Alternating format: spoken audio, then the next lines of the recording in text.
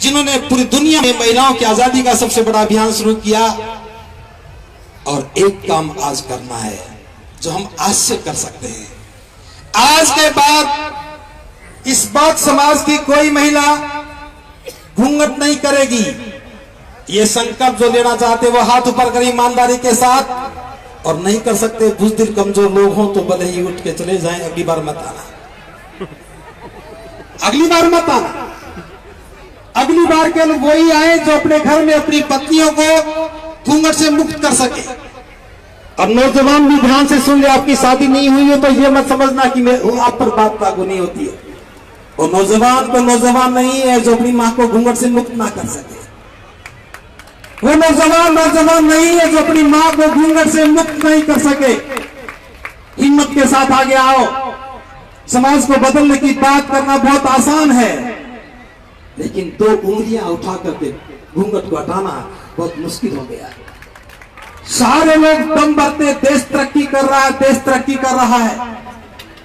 70 सालों में देश तरक्की कर रहा है, बिल्डिंगें बन गई, रोड बन गए, लेकिन घूंघट 2 इंच भी नहीं हटा। कौन सी तरक्की कर रहे हो? इसलिए देश की तरक्की के पैमाने बदल लो। बाबा साहब ने कहा था कि मैं किसी समाज की तरक्की इस बात से मापता हूं कि उस समाज में महिलाओं की स्थिति क्या है। अगर उस समाज की महिलाओं की स्थिति दयनीय है तो देश की हालत भी दयनीय है। अगर महिलाओं की आजादी नहीं है तो देश भी आजाद नहीं है। और अगर महिलाओं को स्वतंत्रता से अभिव्यक्ति का अधिकार नहीं है तो समझो कि आप सारे गुंगे बहरे हो।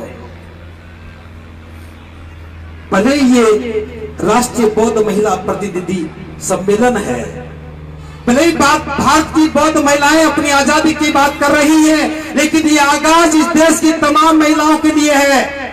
अगर देश की तरक्की को मापना है तो महिलाओं की स्थिति को मापिए। और आज से घूंघट प्रथा के खिलाफ अभियान चलाइए।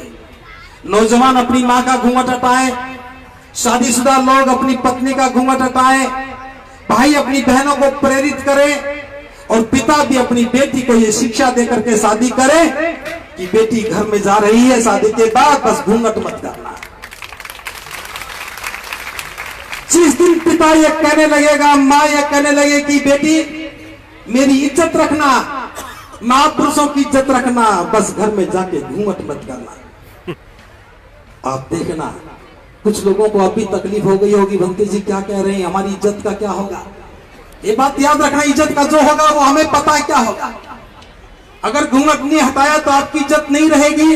इज्जत बनानी है तो घूंघट हटाइए, आपकी भी इज्जत बढ़ेगी, महिलाओं की इज्जत बढ़ेगी, देश की इज्जत बढ़ेगी। और इतिहास में ये बात लिखी जाएगी, अलीगढ़ के मैदान से, धम्मभूमि धम्मशिला बुद्ध विहार के मैदान से, जिस जमीन को श्रद्धावान उपासिका धम्मशिला ने दान दी थी बुद्ध विहार के लिए, उस जमीन से आगाज हुआ था।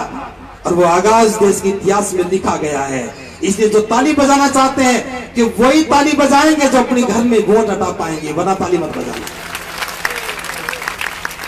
भरोसा तो करता हूं लेकिन भरोसा टूट भी जाता है, लेकिन उम्मीद पूरी है। आज ताली बजा रहे हो तो घर में जाके घूंघट पे हटाओगे, मैं इस बात को अच्छी तरह समझता हूं।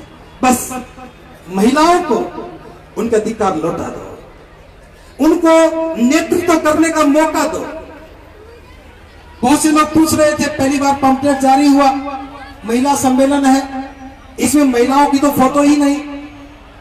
कुछ लोग उस पंपलेट में महिलाओं की फोटो ढूंढ रहे थे और हम उस पंपलेट में महिलाओं की गुलामी काटने के शस्त्र खोज रहे थे। हम जो करते हैं वो आपको समझ में कम आता है, इसलिए कुछ लोग ऐसी बातें करते हैं। आज मंच पे आपने देखा कोई भेद नहीं है महिलाओं में, कोई भेद नहीं पुरुषों में। जो काम पुरुषों को करना था वो पुरुषों ने कर लिया, और जो काम महिलाओं को करना था वो महिलाओं ने कर लिया। यही तो आजादी है। हम दीवार नहीं खींचना चाहते, ये महिलाओं की घर, ये दीवार है, ये पुरुषों की दीवार है। घरों में दीवार नहीं हो सकती। महिलाओं की आजादी का मतलब पुरुषों के खिलाफ खड़े होना नहीं है।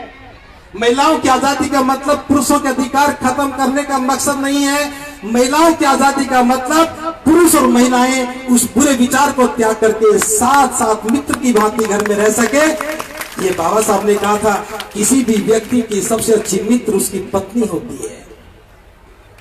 किसी भी व्यक्ति की सबसे अच्छी मित्र उसकी पत्नी होती है। आप अपनी पत्नी को मित्र बना के देखिए, आप अपनी पत्नी को मित्र बना करके देखिए, अपनी पत्नी में मित्रता के गुण देखिए। 24 घंटे आपकी सेवा करती है, 24 घंटे आपका ध्यान रखती है, फिर भी आप उसे मित्र स्वीकार नहीं करते हो और मित्र कहीं बाहर तलाशते हो। सबसे अच्छी मित्र पत्नी है, तो मित्र को क्या गुलाम रखना चाहोगे? क्या मित्र को अधिकार मीन रखना चाहोगे? क्या मित्र के साथ सहयोग नहीं करोगे?